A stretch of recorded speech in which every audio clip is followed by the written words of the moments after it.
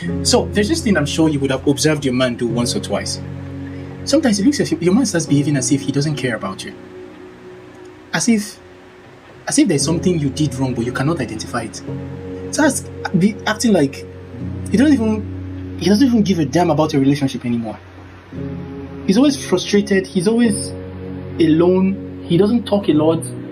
You know, you try to make him talk and he just doesn't really want to talk about anything.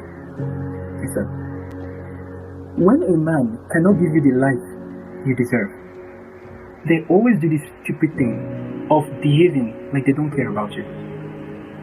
Now, I know this is painful for you as a woman. I know that most times it's not nice. I'm not proud of it. I'm not proud of that behavior for a man.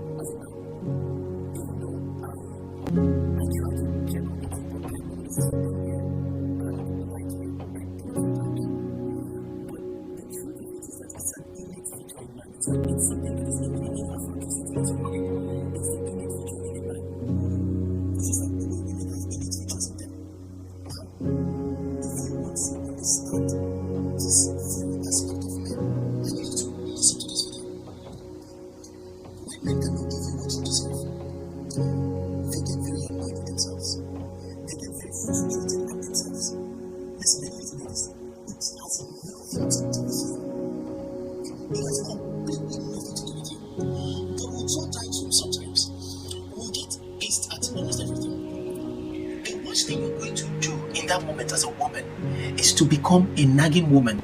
Is to always come to me and be like, talk about it. I need you to talk to me. Just tell me what it is. I don't like the way you're behaving. Tell me what it is. Don't do that. Stop. Don't just stop it. Don't. If a woman has a problem, you see, what you always do is you go off and cry it off. I just want to vent. I just want to talk. Oh my god. You bring that, everybody in the house is like, oh, mommy is not feeling. Oh my god. Everybody has to cater for you. Everybody has to run around you. All your friends has to call in and check on you. Men, no one cares about us. We already know this from day one. We know this. Not a lot of people really care. Now I understand that you as our girlfriend, you as our wife, you do care. But we have lived so long without that much care, without having to cry our eyes out to someone, and we've become comfortable in that lifestyle that before you can get us to talk about something, you have to be very technical about it. You have to know your onions. Let me teach you how to do this. Men love to be left alone, but at the same time, we would be alone and be doing those things that we like alone. That is why it will look as if when he's with you, he will not talk. He seems frustrated, but he goes out with his friends and he drinks a beer and he's all happy and he's laughing, and then he comes back and frown his face. He wants to be alone and do what he loves. It doesn't mean he detests you, but if you are the one that keeps nagging him all the time, he will not give you a good face.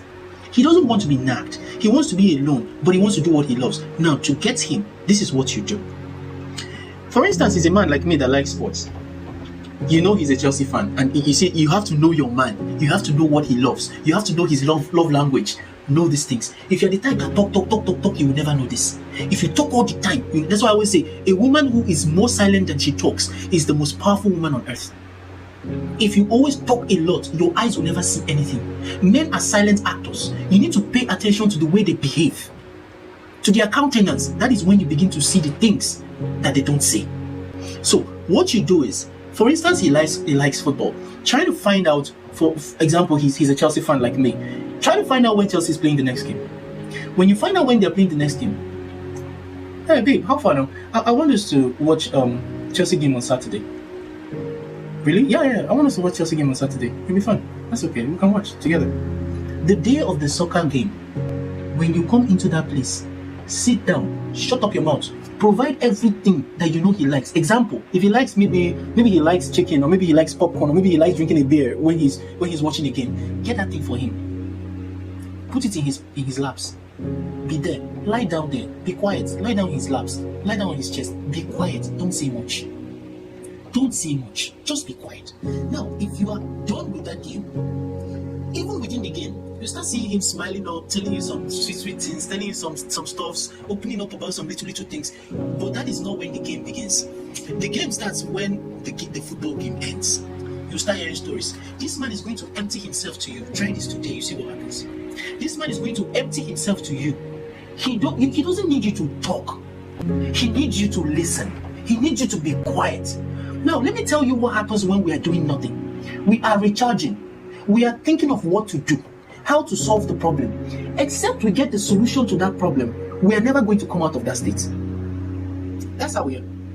Until we get the solution to the problem, then we now come out of that state. You don't have much to do to it. You don't have much. If you have solutions, fine. But if we talk and you're not offering solutions, you will just see us, we'll not talk again. We'll just go into our shell because you're not giving what we want. We're not that emotional. We're not that turning between what we feel. It's about what we think.